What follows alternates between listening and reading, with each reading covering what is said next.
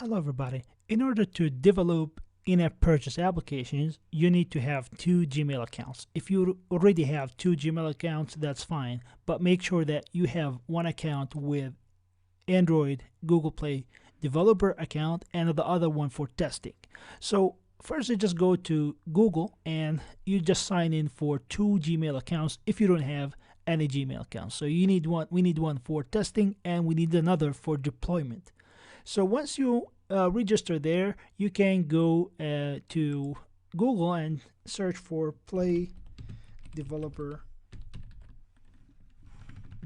Console. So you can just go to Google and type Play Developer Console, which is gonna prompt you to the Google Play Developer Console.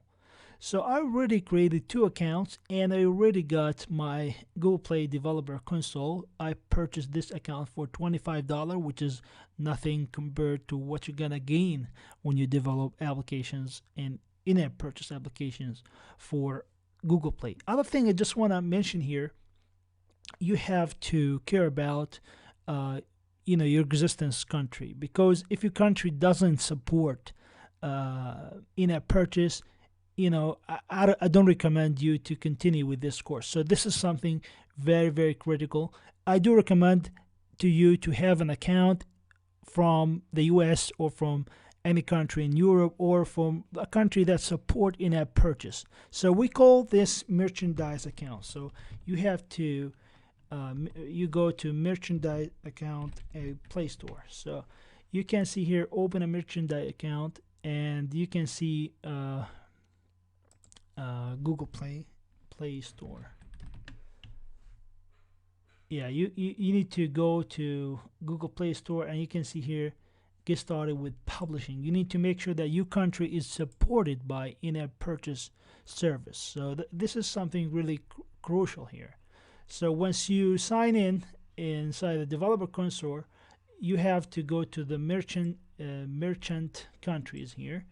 And once you go to the merchant countries, you can see, for example, that Algeria got support for Google Play developer registration, but there is no support for merchant registration. So this is something very, very crucial to be considered.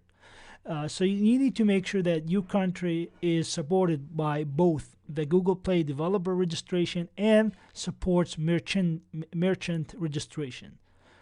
So I just want to mention this because a lot of people registered in this course and they ask me this question: I cannot find my merchant account. So I just recommend this solution. If your country is restricted from the merchant registration, you can ask a friend of you to open an account for you in other countries. So if your friend is in, for example, in we have here Austria, you can ask your friend in Austria or Australia, and in order to get your merchant registration from there. So this is a step that I do recommend if your country is restricted. So always there is a solution.